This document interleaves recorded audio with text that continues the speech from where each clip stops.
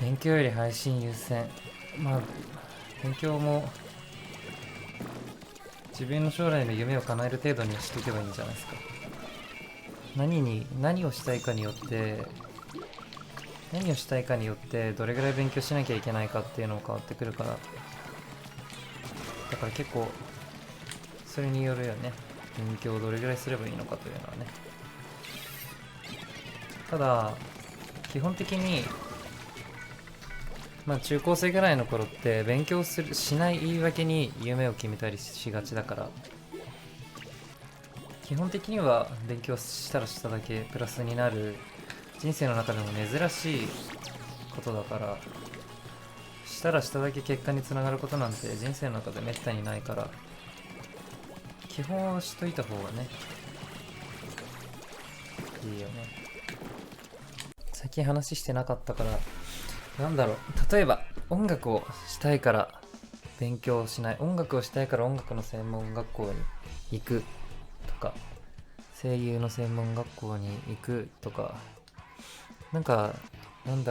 それは確かに一つの選択肢としてあるけど、音楽したいんだったらその音楽の勉強しながらちゃんと大学に通って音楽がダメだった時の選択肢だったり、その音楽をするっていうのもいろんな方法があるし、そういうその知識とかをつけたりとか、技術とかを磨くのって学校行きながらでもできるから、何もやりたいことない人は絶対大学行った方がいいし、その大学とかに行っていろんなことを知る中でまた新しいやりたいことが見つかることもあるし、やりたくない人は本当にとにかく勉強していい学校に行くっていうのを目標にしたらいいから、ある意味簡単だよね。やりたいことがない人はもうやりたいことがないから勉強しないじゃなくて、やりたいことがないからとにかくもう必死で勉強して、やりたいことが見つかった時にそれが叶いやすい環境を今から作っておくっていうのが人生においてはすごく大事だよな。やりたいことないから何もやらないっつってさ、もし何か見つかった時にさ、勉強してなかったからできないわってなるのが一番残念だから、とりあえず勉強していい大学とかに入っておいたら、やりたいことが見つかった時にも夢叶いやすいし、もしそれがダメだった時にもサブの選択肢としてそのベストではないかもしれないけどベターな選択がしやすくなるから、やりたいことが見つかってない人はとにかく頑張って勉強していい学校行った方がいいよ、絶対に。その夢を努力しないための言い訳に使うのっていうのはすごく夢に対して不誠実だから、自分が努力しない理由をその夢のせいにしないであげてほしいなとは思う。音楽やりたいから勉強しなくていいやみたいなさ、声優になりたいから勉強しなくていいやとかさ、そんな生半可な覚悟でいいんかと。どっちもやってみせろと私は思う。本当にやりたいなら努力しない言い訳に免罪符として夢って言葉があるわけじゃないんだぞという大人からの意見。一般論というか当たり前の意見なんだが、今更改めて語るまでもないことなんだけど、モチベーションないと難しい。確かにそれはある。明確なビジョンが見えてないのにっていうのはね。だからその大人の言うことを聞いておいた方がいいことが多いだと思うな。少年革命家のユタボンみたいな人いたじゃん。あの年でさ、未来のことが分かるわけない、見えてるわけがなくてさ、それは当然で、その彼は悪くないわけよ、要はね、そこに関して。ただそれをいいことに大人が彼をさ、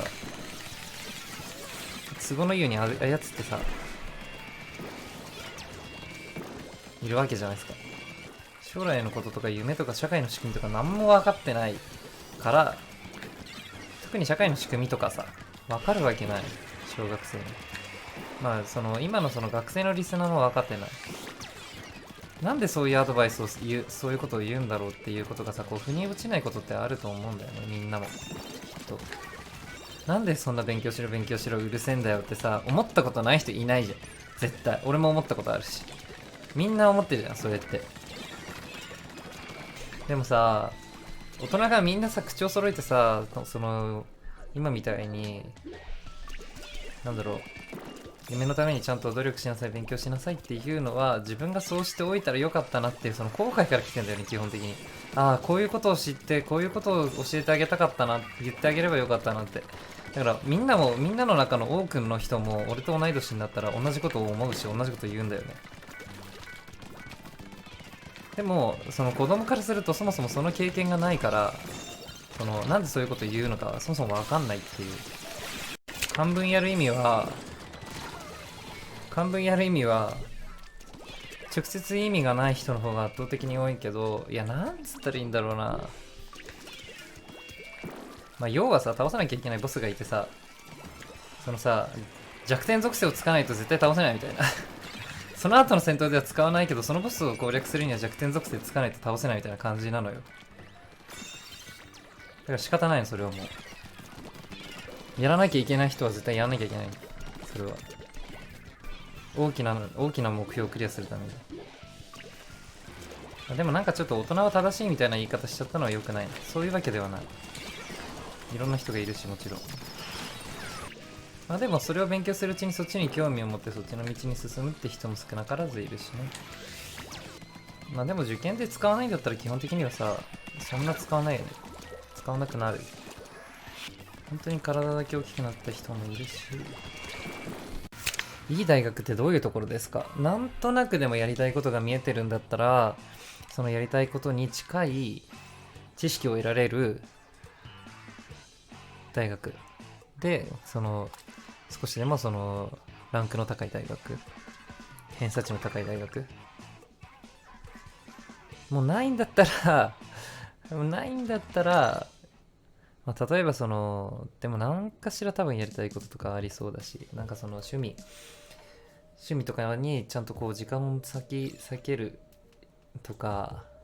まあそのいろんな利便性とか、まあでもその中でその偏差値の高い大学でも、例えばさ、そのまふまふ作詞のなんだろう、語学系の学科に入ってたから、なんかその作詞でそこで作詞の勉強もしたみたいなことを言ってたけど、例えば音楽でもさ、作詞をする上でそういうのって知識としてすごく役立ったりするわけじゃん。そういう感じでさ、その直接作詞コースじゃなくてもさ、作詞に関わるその知識を得るとかさ、勉強することってできるじゃん。そういう感じのことを